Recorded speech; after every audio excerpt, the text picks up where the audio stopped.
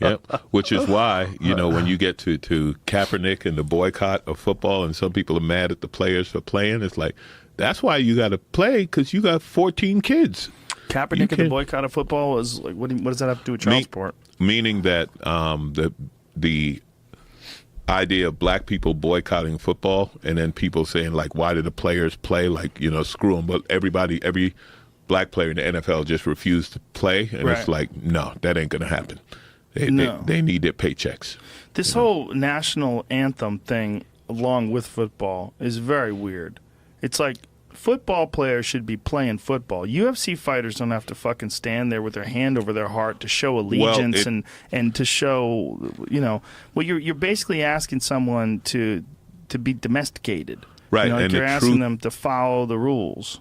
The truth has come out, like, players didn't do it until, like, what was it, 10 years 09 ago. or something like that, when the government started paying the NFL to have them do it. Exactly. That whole thing is... It's weird, man. It's weird because the whole thing, you're asking them to be, they have to give in. You're asking them to follow the rule.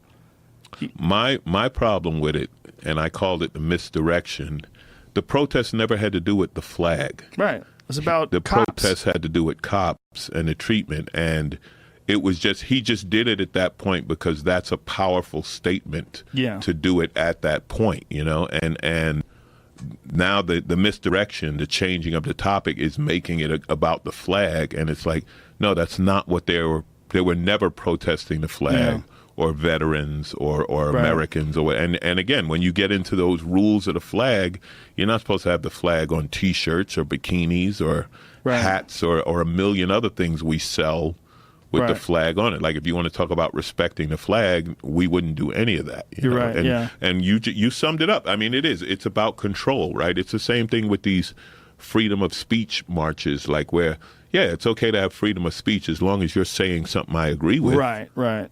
But the problem with this whole Kaepernick thing is that it's not an effective form of protest, too, because it's getting people pissed off for the wrong reasons, right? Well, it's getting people thinking that you're protesting America itself. And they're like, why don't you fucking move to Canada? People start getting crazy about it. But to say what he's trying to do, or what he was trying to do, was protest all these unarmed people getting shot by cops. So he takes a knee for that. But the national anthem doesn't have shit to do with those cops. Right. Well, it just became a thing of when one guy did it, and he did it as a protest, and he said he wanted to start the conversation, and then the conversation got lost. Yeah. And now the conversation is completely lost, and the argument is a completely different topic. And, but what you said, control is definitely part of it. Same thing with the universities, right, with free speech on the universities. Yeah. And, when you look at a school like Berkeley had a reasonable argument. It's like, look, when we bring one of these radical speakers here and it costs $1 million for security, who's going to pay that?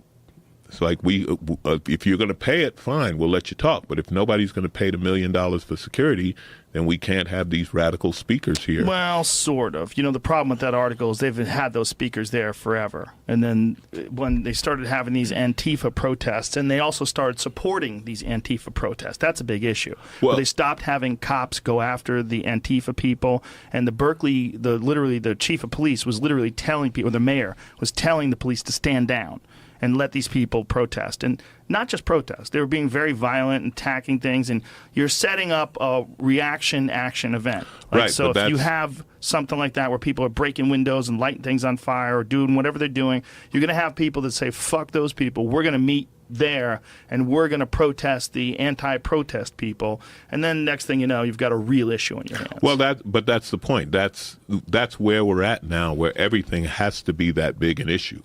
Yeah, you're right. 10 years ago at Berkeley, you could have had a speaker, a right-wing speaker that the school didn't agree with, and there would have been some protesters outside. Just not even a couple years ago. But then it became, and this is a social media effect, right? Mm-hmm. The speaker brings his social media thing, and he needs to stir it up to build his social media side, and then some people come, and then the other side gets mad, just what you said. Yeah. And they bring and then you bring the angry groups from both sides are going to meet, and then they're like, okay, that now but because it makes the whole thing bigger. It's like promoting a fight. Right. You know what I mean? It's like promoting a fight. It's like, it's one thing if two guys get into a fight, but if you promote that fight for a month, 3 months, 6 months ahead, that fight's going to be huge. And this is the same thing. They're these speakers, the protest is part of the publicity. Right. You know, so. Well, there's speakers and then there's people that are provocateurs, right? Like